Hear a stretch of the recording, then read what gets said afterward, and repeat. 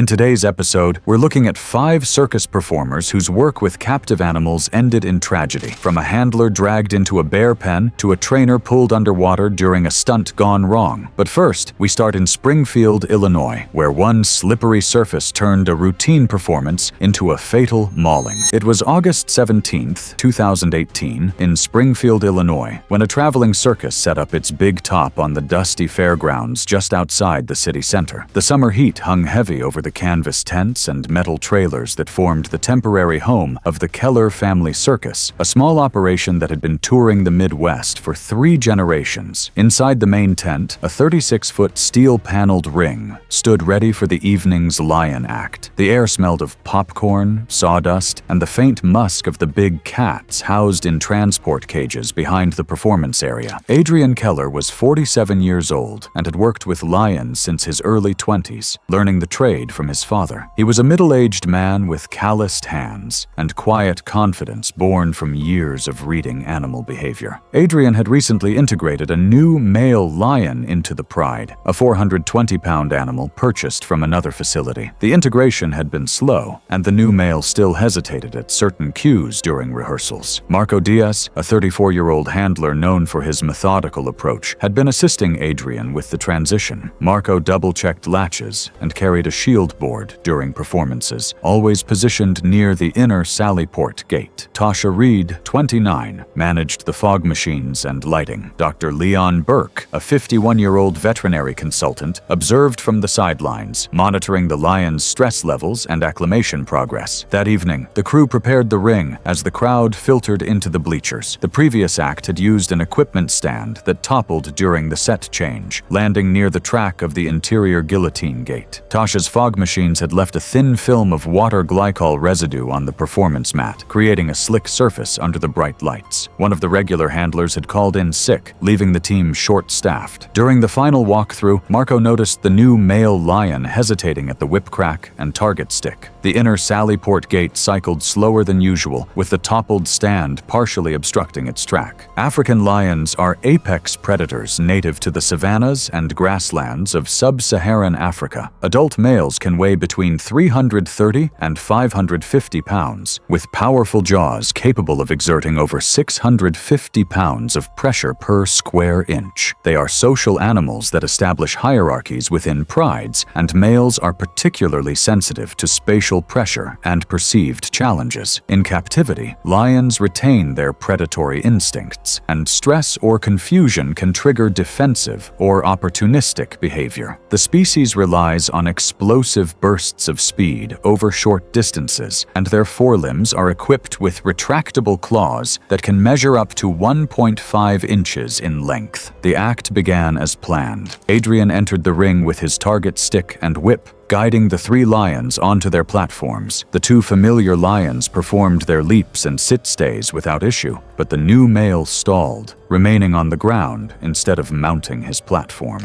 Adrian stepped back to redirect the animal, moving between the pride and the partially blocked exit. His boot heel caught the slick residue from the fog fluid, and his footing gave way. The target stick clattered to the mat as Adrian's posture dropped, his back now turned toward the new male at a distance of roughly 6 feet. The new male closed the gap in a single rush. The lion's shoulder struck Adrian's side, and the impact drove him fully to the ground. Within seconds, a second lion moved in, pinning Adrian's upper body against the mat with its weight. The new male clamped down on the right side of Adrian's neck and shoulder, the canines penetrating deep into the soft tissue. The pressure prevented Adrian from rising or calling out. His right arm was trapped beneath the second lion's forelimbs, and his legs kicked briefly before going still. Marco and the remaining handler pressed forward with shield boards, shouting commands and sounding CO2 air horns. The lions did not immediately release. The inner gate began its cycle, but the toppled equipment stand slowed its movement. Tasha ran to clear the obstruction, while Dr. Burke radioed for emergency medical response. After what witnesses later estimated as 20 to 30 seconds, the handlers managed to pressure the lions back using control poles, and the gate finally cleared.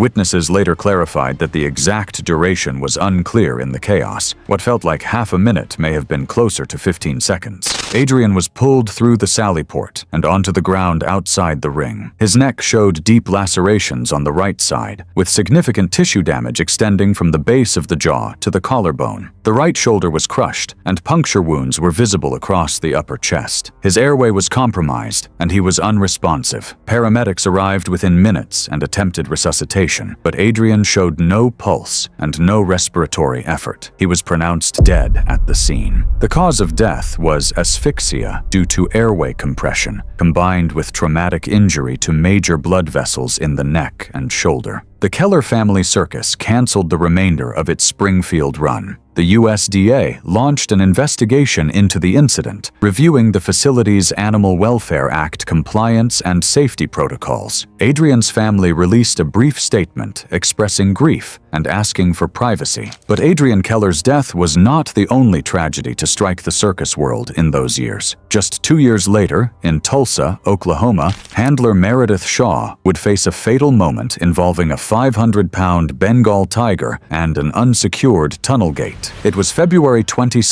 2020, in Tulsa, Oklahoma, when a regional circus prepared for its afternoon performance at the Expo Square Fairgrounds. The facility's livestock pavilion had been converted into a temporary big cat venue, with holding cages positioned in a climate-controlled bay adjacent to the main performance arena. A 28-foot shift tunnel connected the holding area to a 36-foot steel-paneled performance cage, allowing handlers to move animals safely between spaces. The tunnel featured a double-door sally port system designed to prevent direct contact during transfers. Outside, wind gusts from an unseasonably warm front rattled the bay doors, and one had been propped open to ventilate the holding area. Meredith Shaw was 31 years old and had been working with big cats for 6 years. She started as a ring assistant before training under veteran handlers, eventually specializing in transfer protocols and behavioral cueing. That afternoon, she was responsible for guiding a 500-pound male Bengal tiger from holding into the performance cage using a lure line with a meat pouch attached. Rick Nolan, a 41-year-old tunnel handler, was stationed at the gate controls to manage timing and verify that latch pins were dogged and carabiners clipped. Janelle Ortiz, 26, worked as a ring assistant, positioning perch stands inside the performance cage. Curtis Lamb, 38, served as the safety lead, enforcing double-door procedures. The setup had been rushed that morning due to a scheduling conflict. During a brief inspection, Rick noticed a slight misalignment in the tunnel panels and refastened them. But amid the noise of equipment moving, a verbal reminder to dog the inner latch pin went unanswered. The wind from the open bay door carried the scent of the lure meat in an unpredictable direction, and during rehearsal, the tiger had tracked the lure with unusual intensity. Janelle and another assistant were repositioning heavy perch stands as the tiger was staged, leaving fewer hands available to monitor the tunnel. Bengal tigers are among the largest subspecies of tiger native to the Indian subcontinent. Adult males can weigh between 400 and 570 pounds, with muscular builds adapted for ambush hunting. Their jaws can deliver a bite force exceeding 1,000 pounds per square inch, and their canine teeth can reach lengths of 3 inches. Tigers are solitary apex predators with acute senses of smell and hearing. They rely on stealth and explosive power, capable of covering short distances at speeds up to 40 miles per hour. In captivity, tigers retain their predatory drive, and environmental stressors such as unfamiliar scents or sounds can trigger rapid defensive or opportunistic responses. The transfer began as the music cue swelled. The tiger was released from the holding cage into the tunnel, and Meredith stood near the arena side door holding the lure line to guide the animal into the performance cage. Because of the tight schedule and reduced staffing, Meredith worked closer to the tunnel gate than safety protocol typically allowed. The inner latch pin had not been fully dogged, and the carabiner securing the door remained unclipped after the hurried reset. As the tiger moved forward, it applied pressure against the inner door. The door flexed, creating an initial gap of nearly a foot. Under the tiger's weight and repeated pressure, the panels bowed further, allowing the animal to force its way through.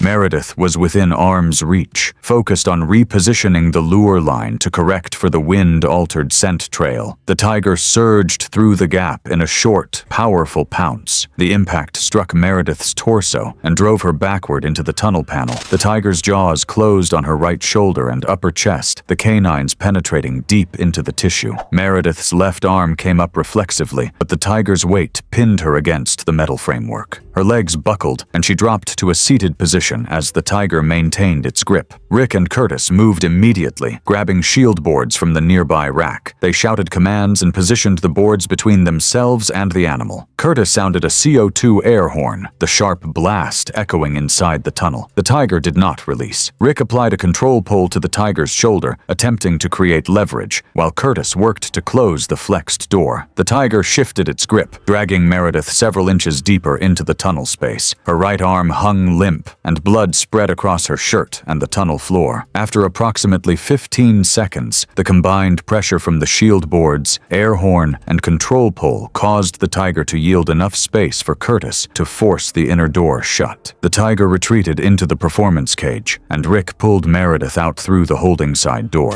Her right shoulder and upper chest showed deep lacerations with exposed muscle and bone. The subclavian artery had been severed, and massive hemorrhage was evident. Her breathing was shallow and irregular, and she lost consciousness within moments. Paramedics arrived within 8 minutes, but Meredith had no detectable pulse. Resuscitation efforts continued en route to the hospital, but she was pronounced dead shortly after arrival. The cause of death was exsanguination due to traumatic vascular injury. The circus canceled its remaining Tulsa performances. The USDA opened an investigation focusing on gate maintenance and adherence to double-door protocols. Local advocacy groups renewed calls for stricter regulations on traveling big cat acts. The tiger was placed in quarantine and later relocated to a sanctuary. Meredith Shaw's death underscored the risks of big cat handling, but less than a year later, in Billings, Montana, handler Brian Caldwell would make a fatal error during a routine feeding involving a 600-pound brown bear and a slide door that failed to latch. It was March 3rd, 2021, in Billings, Montana, when a small independent animal act prepared for its evening performance at a fairground on the city's western edge. Behind the main tent, a 12 by 16-foot holding pen, constructed of 8-foot heavy-gauge steel mesh, housed a brown bear between shows. The pen included a sliding feed door designed to allow handlers to deliver food without entering the enclosure. Protected contact protocol called for using a chute, but the food tub that day was placed directly inside the threshold. Equipment noise from a nearby generator created a steady background hum, and the cold March air carried the scent of livestock from adjacent pens. Brian Caldwell was 38 years old and had worked with the Animal Act for 4 years. He had prior experience in livestock handling and was known for his hands-on approach and willingness to troubleshoot issues. Brian was responsible for feeding and pen maintenance. Dana Wu, a 33-year-old animal technician, managed diet logs and had flagged concerns about the slide door's track. Pete Harrow, 47, served as the pen carpenter and was on site to address the sticky slide door, which required a mallet tap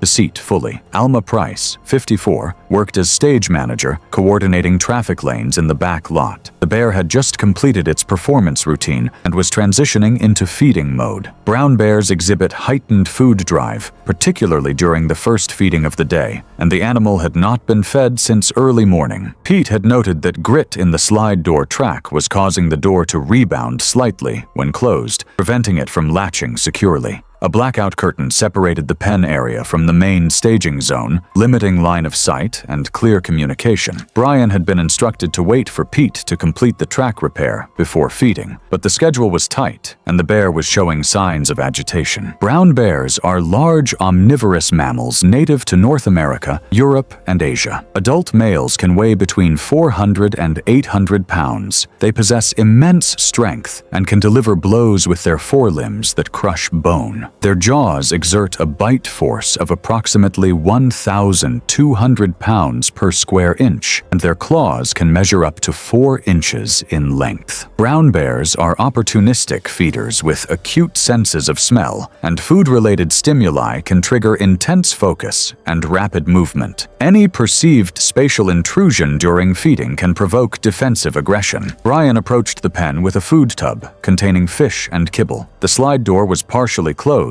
but not fully latched due to the grit in the track. Brian knelt at the threshold to reposition the tub, placing it approximately 3 feet inside the pen. His torso was within reach of the door gap. The bear, a 600-pound male, was positioned roughly 8 feet from the door and moved forward as the scent of the food intensified. The bear hooked a forepaw through the gap in the slide door and pulled. The door shifted open several more inches, and the bear's second paw joined the first, widening the opening. Brian attempted to pull back, but the bear's grip caught the edge of his jacket and shoulder. The force pulled Brian off balance, and his upper body was dragged into the threshold. The bear secured a hold around Brian's midsection with both forelimbs, the claws penetrating his sides and back. Brian was pulled fully into the pen and forced to the floor. The bear's weight pressed down on Brian's chest and abdomen. The bear's jaws closed on Brian's left shoulder, crushing the tissue and bone. Brian's legs kicked against the pen floor, but the bear maintained its position. The bear shifted its grip to Brian's upper torso, applying compressive force across the rib cage. The pressure caused multiple rib fractures, and Brian's breathing became labored and irregular. Dana heard the commotion and shouted for Pete and Alma. Pete grabbed a fire extinguisher and discharged it through the mesh at the bear's face. Alma activated an air horn, and the combined noise and chemical irritant caused the bear to release its hold and retreat to the far corner. Pete and Dana pulled Brian out through the slide door. Brian's chest showed significant deformation, with visible bruising and swelling across the ribcage. Deep lacerations and puncture wounds covered his shoulders, sides, and back. His breathing was shallow and erratic, and he was unresponsive. Dana initiated CPR, while Alma called emergency services. Emergency crews stationed at the fairgrounds arrived within 12 minutes through the livestock access lane, but Brian had no detectable pulse. Advanced life support measures were attempted, but Brian was pronounced dead at the hospital. The cause of death was compressive thoracic trauma, with associated internal injuries, including cardiac and pulmonary contusions. The Animal Act was immediately suspended, and the bear was placed under quarantine. The USDA launched an investigation into pen construction, feeding protocols, and protected contact standards. The bear was later transferred to a wildlife sanctuary. Brian Caldwell's death highlighted the dangers of feeding protocols, but 9 months earlier in Orlando, Florida, trainer Elaine Porter would face a different threat inside an acrylic tank with an 8-foot American alligator during a stunt that went catastrophically wrong. It was July 21, 2020, in Orlando, Florida, when a traveling sideshow aquatic act set up its signature attraction inside a large circus tent at the Orange County Fairgrounds. The centerpiece was a 20 by 12-foot acrylic viewing tank filled with 4 feet of water, designed to showcase close contact stunts with an American alligator. The tank sat on a reinforced platform under bright stage lights, and a fog machine created atmospheric effects. The humid summer heat made the tent's interior oppressive, despite industrial fans running at full capacity. Elaine Porter was 35 years old and had been working with reptiles for over a decade. She began her career at a wildlife education center before transitioning to performance work, specializing in alligator handling and water-based demonstrations. The stunt she performed involved standing on a submerged platform 18 inches below the water's surface, while the alligator, secured by a catch rope looped near its forelimbs, remained in a controlled position. Noah Grant, a 30-year-old aquatic rigger, was responsible for checking the platform rigging and the quick-release mechanism that controlled the catch rope. Valencia Cruz, 27, operated the spotlight, adjusting beam angles to ensure visibility through the water and acrylic. Dr. Priya Nayar, 45, 25, served as the veterinary advisor, monitoring the alligator's respiration patterns and stress indicators. The catch rope showed a minor fray near the splice point where it connected to the quick release, a detail Noah had noted but decided could wait until after the show for replacement. During rehearsal earlier that day, the alligator had performed a quick roll when Elaine's foot brushed the platform edge, suggesting heightened sensitivity to contact. The fog machine's output, combined with glare from the stage lights, created areas of reduced visibility at the tank's corners. The quick release mechanism was mounted under the platform edge, requiring Elaine to crouch and reach into the water to reset it between sequences. American alligators are large reptiles native to the southeastern United States. Adult males can reach lengths of 10 to 15 feet and weigh between 400 and 800 pounds. Alligators possess powerful jaws capable of exerting bite forces exceeding 2,900 pounds per square inch. Their teeth are conical and designed to grip, and they employ a hunting technique known as the death roll, in which they rotate their bodies rapidly while maintaining a grip to disorient and subdue prey. Alligators are ambush predators with excellent low-light vision and pressure-sensitive receptors along their jaws that detect movement in water. Any sudden movement or contact near their strike zone can trigger a rapid defensive response. The performance began as planned. Elaine entered the tank and took her position on the submerged platform. The alligator, an 8-foot male weighing approximately 280 pounds, floated in a stationary position roughly 4 feet away, held in place by the catch rope. The routine called for Elaine to guide the alligator through a controlled open-mouth display, then pivot on the platform to reposition for the next sequence. As Elaine crouched to reseat the quick-release mechanism under the platform, the frayed section of the catch rope failed at the thimble eye, slipping free of the anchor shackle. Slack formed in the line, and the alligator was no longer restrained. The alligator surged forward, closing the 3-foot distance in less than a second. Its jaws opened and clamped down on Elaine's right forearm. The force of the bite caused Elaine to lose her balance, and she fell from the platform into the deeper section of the tank. The alligator maintained its grip and initiated a rotational roll, spinning its body along the tank's corner. Elaine's body was pulled under the surface and rotated with the alligator. Her left arm came up and struck the acrylic wall, but the alligator did not release. Noah and Valencia reacted immediately. Noah grabbed a control pole from the equipment rack and moved to the tank's edge. Valencia shouted for Dr. Nair, who ran to assist. Noah inserted the pole into the water and applied pressure to the alligator's body, attempting to disrupt the roll. The crew lifted the platform panel to create more working space. Dr. Nair used a second pole to lever against the alligator's jaw. After approximately 10 seconds of sustained effort, the alligator released its grip and moved to the opposite end of the tank. Noah and Dr. Nair pulled Elaine to the surface and out of the water. Elaine's right forearm showed deep lacerations with exposed bone and torn muscle tissue. Her face and upper body were pale, and she was not breathing. Water had entered her airway during the prolonged submersion and rotational movement. Noah began rescue breathing, while Valencia called emergency services. Paramedics arrived within 7 minutes, but Elaine remained unresponsive. Advanced airway management and CPR were initiated, but she was pronounced dead at the hospital. The cause of death was drowning with a contributory traumatic injury to the right arm. The sideshow act was immediately shut down, and the alligator was placed in quarantine. The Florida Fish and Wildlife Conservation Commission opened an investigation, examining rope maintenance, platform design, and emergency response protocols. Elaine's family released a statement describing her as passionate about wildlife education. Elaine Porter's death underscored the unpredictability of aquatic reptile handling, but 4 years later in Reno, Nevada, handler Colin Drake would face a catastrophic breakdown during a closed rehearsal with chimpanzees and an unsecured service gate. It was January 18,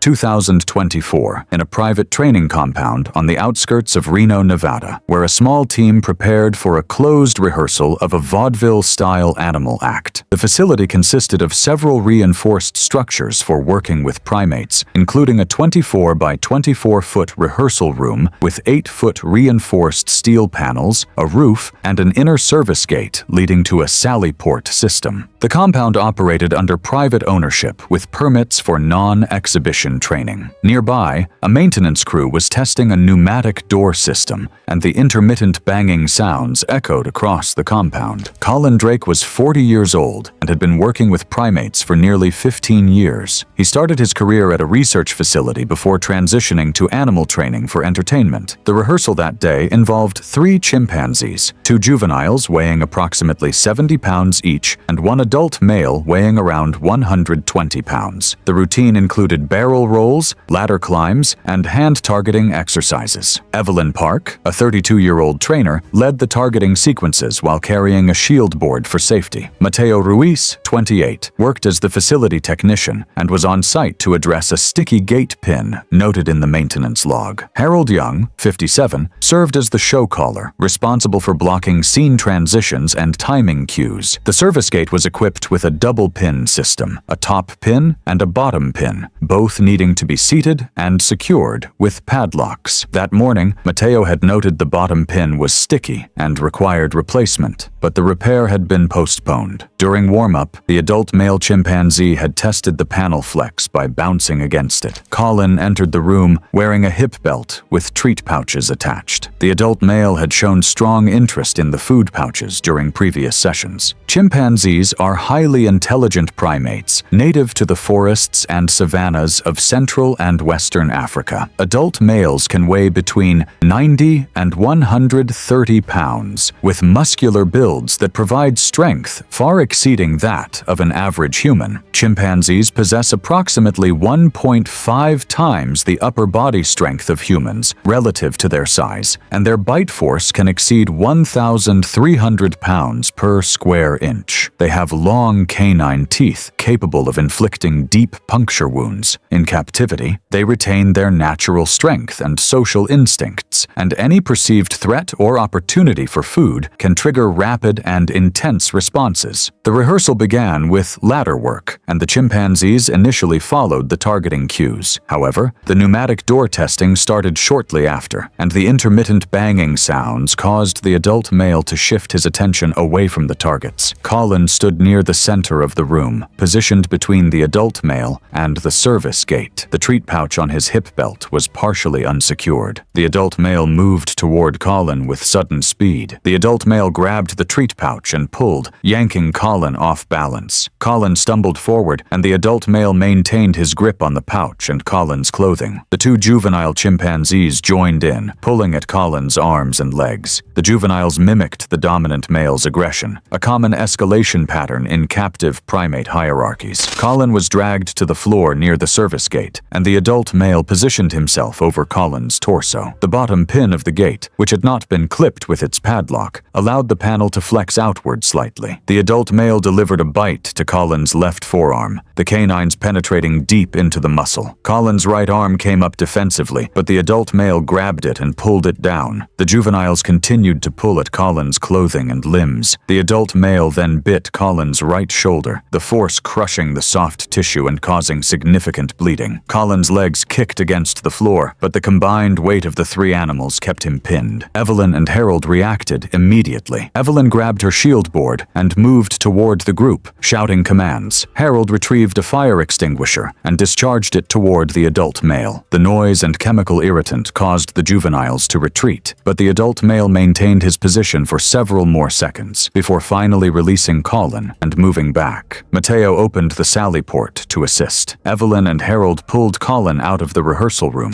Colin's left forearm showed deep lacerations with exposed muscle and bone. His right shoulder was severely damaged with puncture wounds and torn tissue. Multiple bite marks were visible on his torso, arms, and legs. Blood loss was significant, and Colin's breathing was shallow and rapid. Evelyn applied pressure to the wounds, while Harold called emergency services. Paramedics arrived within 10 minutes, but Colin had lost consciousness and showed signs of shock. Advanced trauma care was initiated on site, and Colin was transported to the hospital. Despite medical intervention, Colin was pronounced dead approximately 45 minutes after arrival. The cause of death was exsanguination from multiple traumatic wounds. The compound was placed under immediate review. The USDA and Nevada Department of Wildlife launched investigations into safety protocols and primate handling standards. Colin's family released a statement requesting privacy. The 3 chimpanzees were placed in quarantine and later transferred to a sanctuary. Colin Drake's death marked the fifth fatal incident involving circus and performance animals in recent years, underscoring the persistent dangers faced by handlers working in close contact with powerful and unpredictable species. Thanks for watching. Want to watch more? Click on your screen now.